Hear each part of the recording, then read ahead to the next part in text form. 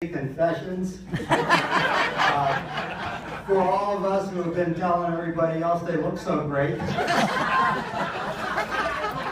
And I mentioned that at the table back there where I was sitting with the priest, and when I mentioned that, he left. So he knew that he was going to get some business.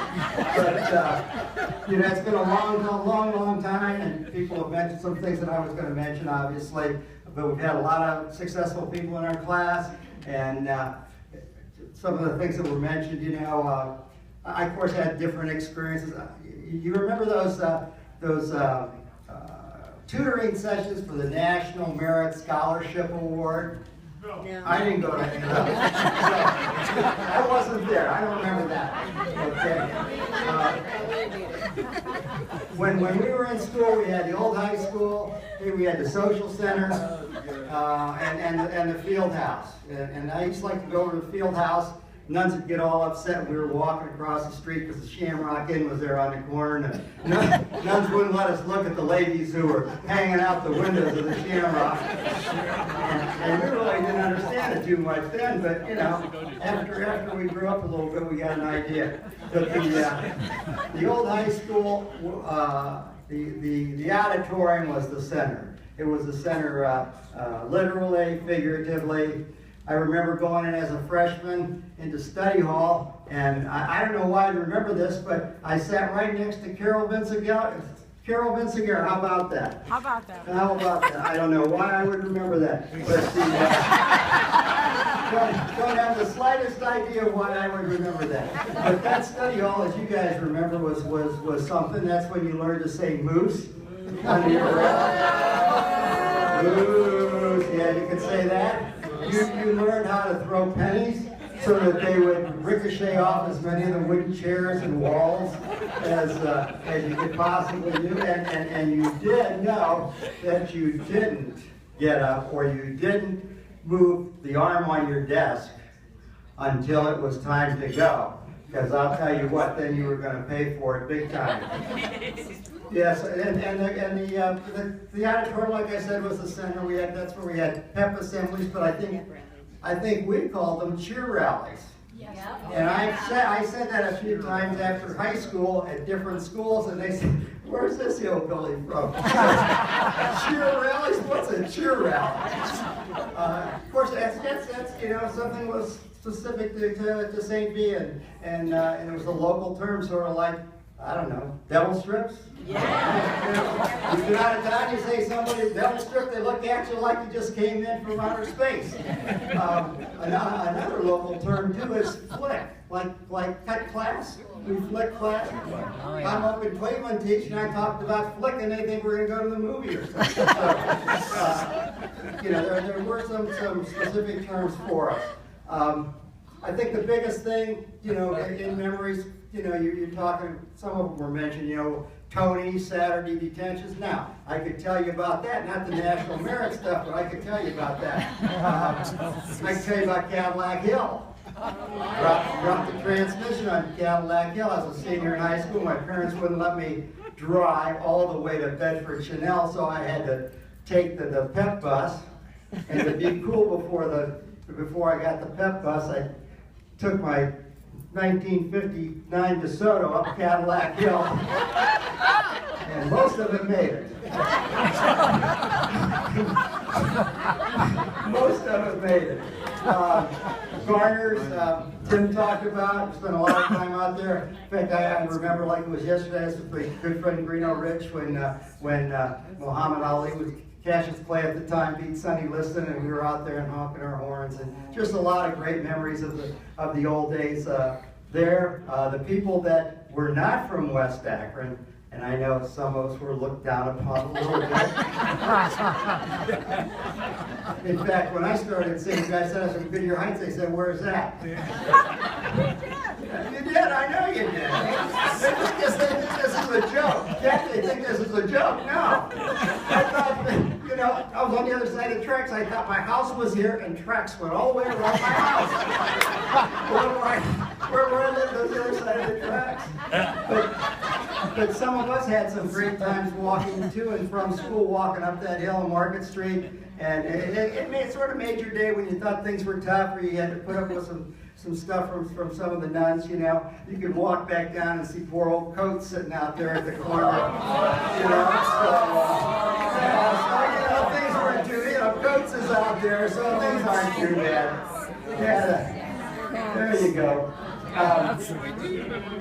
Then going real quickly, because I have a little bit of a questionnaire type thing for it that's real short.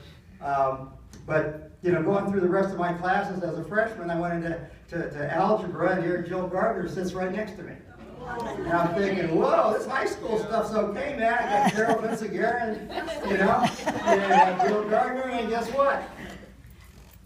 Then I went to Sister Imelda, then I went to Sister Michael, and then that's, you know, that's a long time ago. It's so long ago that, I mean, Steve Thompson was a curve boy. Now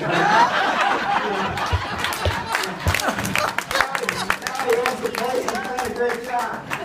So long ago that Dave Lieberth has an award named after him. I came into town, picked up the newspaper. I think that's really good. Former deputy mayor, and he has the Lieberth, whatever it is, community service award. So give a round of applause there. It's been so long ago that it took that many years for Jill Gardner to lower her standards, so she would finally go on with it.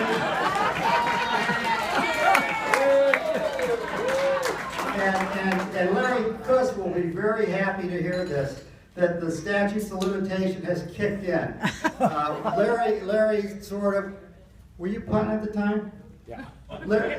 Barberton game, you know, 8-8, Larry Kuss, the long snapper, just sort of hiked the ball over Olechnowitz's head, you know, and we lost 10-8. And, you know, Larry's a great guy. I told him at the time, don't worry about it, Larry, nobody will remember it.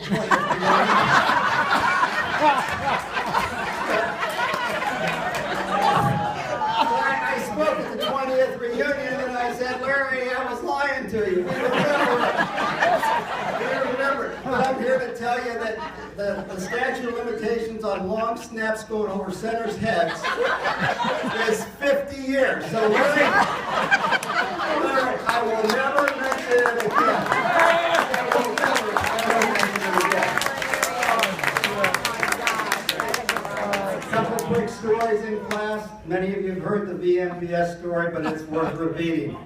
Many of you remember Sister Michael? Oh, yes. Yeah, one of the better like men's.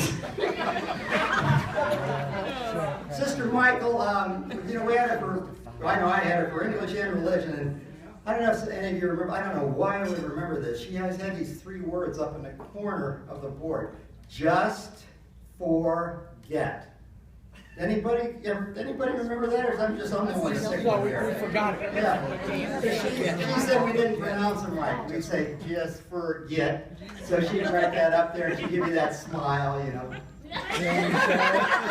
Anyway, and we had to write JMJ at the top of the paper.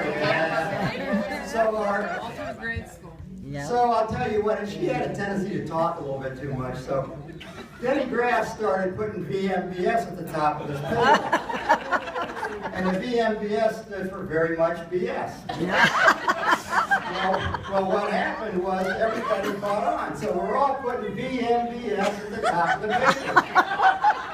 So after a week or two, Sister Michael, she knew Denny started it, said, Mr. Graff, now what is this VMBS? And Denny was always top-notch, but this is when he really became our hero. Right on cue, he says, Virgin Mary, bless our studies. I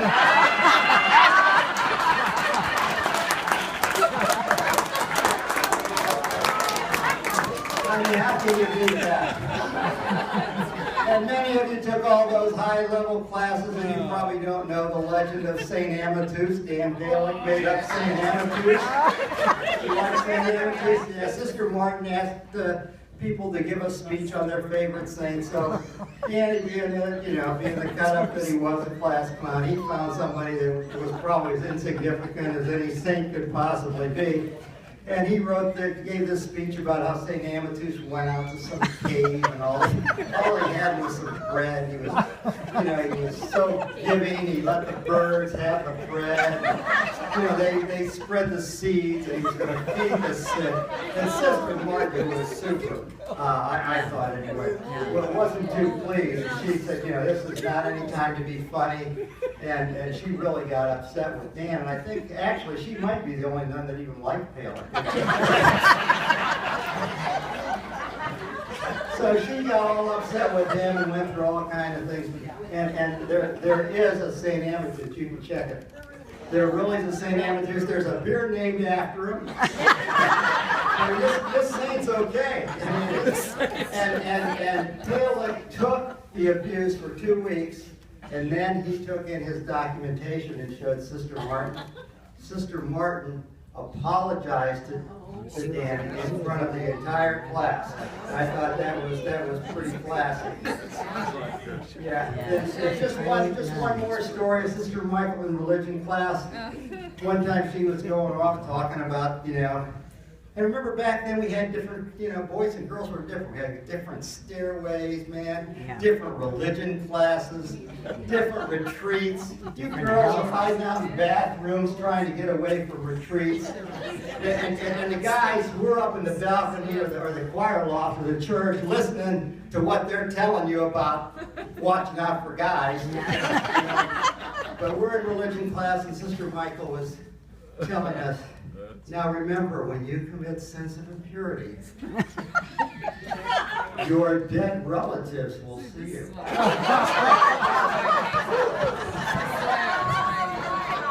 raised my hand. I said, sister. She says, Mr. Jessie. I said, who they going to tell?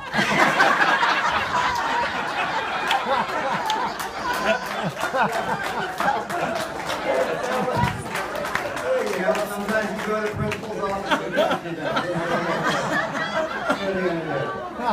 A lot of great memories. Feel very thankful to be in the class with you folks. And it was a great time. We lived through a very historic time in history. We're not the greatest generation, but we lived through a heck of a time. We start off with like party line telephones. Now we got these cell phones that do everything except cook for you. Anyway, what we're going to do, and this is, I asked a couple people because really, I wasn't too excited about doing this, to tell you the truth. And I said, we do to just, try to get some participation. Somebody said, let's play Name That Nun.